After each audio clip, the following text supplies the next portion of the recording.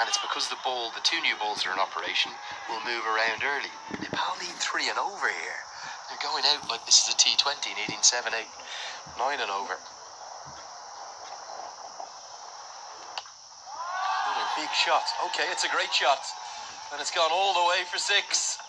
Not the approach we would have expected. And Ilsa says, pipe down up there in the commentary box. I'll bat as I please, and I'll smash it out of the ground all the way for a maximum.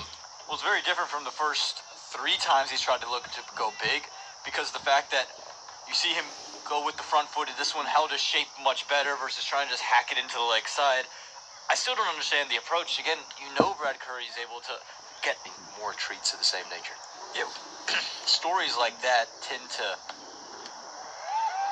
do a lot of good, and this is a lot of good here from Asif Sheikh. I don't know if he'll carry to the boundary rope, it'll just be a couple of runs, but when you get those stories, you just almost... I'll save the full tale for another day, but it even caught the universe boss's attention. I'll give you the full... It's a long story, not one for this chase that looks like it's going to be a hectic one, but even Chris Gale said to me, they were in the trees, man. They were watching from everywhere. Sheikh, again, a forceful stroke. Very fortunate. That could have gone anywhere. Skews away off the outside edge. Pick up a couple. Scotland, tuning in from. Often the Instagram inbox crashes when I say this, so if you want to be guaranteed getting through to me, get on to Twitter if you can, or try it on Instagram DM. Glorious shot. The shot of the chase. Just a push, no more than that. Doesn't try to overhit. And a cover drive of the highest quality for... Yeah, good start. Much better now. A bit more from Nepal. Just as I say that, they've lost their first wicket. And who else would it be but Brandon McMullen? Did look as though it might have been a little leg side-ish, but the finger went immediately, straight away. Squared up. Sad, just never looked settled in his knock. And he's been adjudged to be LBW. Yeah, McMullen back into the attack and straight into the wickets. Let's take a look. It's jumped back off the length, and he's played all around it. And yeah, that's hit straight on middle stump. It's a good decision in the end. Very easy on that second look. And leg stump, I think. Lots of love to you. Deary Maya. Yeah. Got about 20 words in Nepali. I think Tiksa can get you out of almost any hole.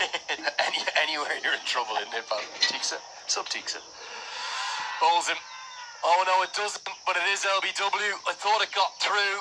It was so full and so straight, and in essence, he wheeled away in almost celeb appeal. I thought it was going to hit the stumps. It didn't need to. It hit the pad, and that was good enough. And the experiment of Mala 3, last only 18 deliveries. He's trapped for 7. Here's the wobble from Nepal. Yeah, it hasn't worked in their favor here, Kushal Mala, and again, it's this been a painstaking. He hasn't known when to come forward, when to go back. And you can just see here, he's kind of just stuck in no man's land. Gets across himself, just tries to get the bat down as clear as day. That one's going to go on to hit the stumps. The only question was the line, but I don't think he's come quite back. Stuart Broad, eat your heart out. Bertel down the ground, driven nicely. Just missed the start of it. But that gets maybe the loudest cheer of the day. Maybe a cheer of relief as much as anything. Fraction over pitched, and just... a nice, elegant straight bat shown by Bertel to get his innings up and underway. And maybe the move to bring him down to 4 works. The ball not quite doing as much as it was earlier. Or 2 here, all of a sudden there could be a... Important Sheikh looks very solid at the other end.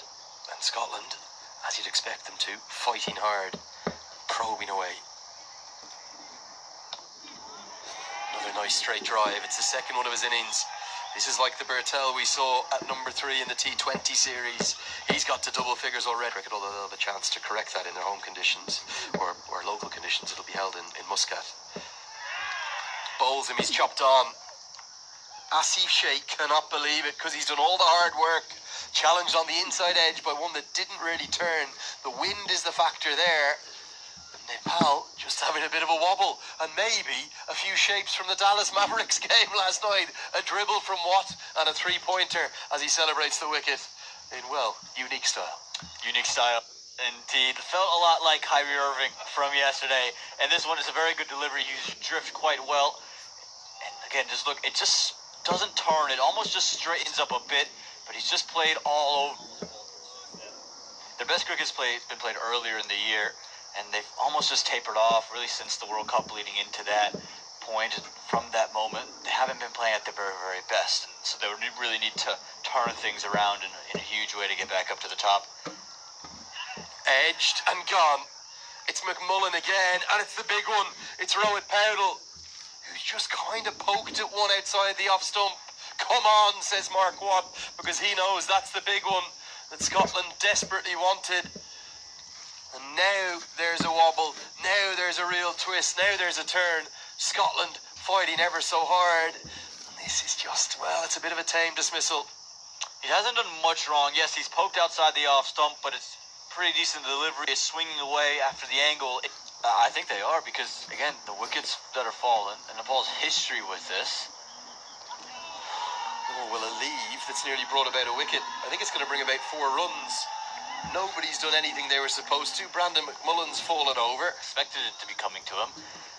But, again, it's all squared away. That's a perfect example of where the game is right now. Now, I think this has been put down. I'm going to have another look at it because, well, again, whatever the case, it's going to be 4 more. I just wonder, is this Michael Leask a backward point? Was this a diving attempt that he could have held on to? I think it's been hit in the air. Again, please forgive us for difficult position. We're not behind the bowler's arm, but it looked to me to be a catching opportunity, and it was. And it's burst through his hands, and such was the power that it was hit with, it runs away for 4 more. Yeah, again, it's a tough opportunity. He's got to go way upstairs to get this, but he's got a good piece to it. How big, how costly that could be in the context of this. Now a much more authoritative cut shot. Arif Sheikh, he's known as the Iceman for a reason. He's the man for a crisis. He doesn't really seem to feel pressure, does he? Loves ODI cricket. Gets right on top of the bounce here. Hammers this away for 4. Yeah, this time well more in control. Got to the pitch of the ball, and this is what that drop is. Understanding between both sides of when we're ready, when is it too late to say, oh no, I don't want to face this delivery. Driven flowingly again. Arif Sheikh is playing a little gem of a knock. Again, really reeling after that dismissal of Rohit Bodal. Got it first slip, and now you can see again when Sheikh walks in, he's just stabilized alongside Bertel. Oh, now this is close, and this is gone. He's been playing around that front pad, Kushal Bertel, and I don't think he can have any arguments here. He was a great pal of mine. A few years back, tweeted about not having any. So it's cut away for 4. Not in control. Mark Watt thought he had a chance, thought it might have gone to slip. Watt likes a battle, in fairness. I think it's more him raging against the wind as much as anything. Helped around the corner, good batting. That's going to be 4. Arif Sheikh is playing a gem of a knock. And if Nepal do win this game, The ball, this is where you go to. oh, that's the shot of the day. From either side, driven somewhat on the up. Ongo's taking Gulshan Jha to get ready. You saw him, he had just planted his left foot on leg stump. You can see it right here. He's not ready. This is should be signaled as a dead ball, and it's not. Now, this for me is gone awry. What the umpire has to do is hold his right arm out. It's simple, the law. If the umpire has already called and signalled dead ball, that cannot be revoked. That is final, which we never saw Vijaya Mallela do.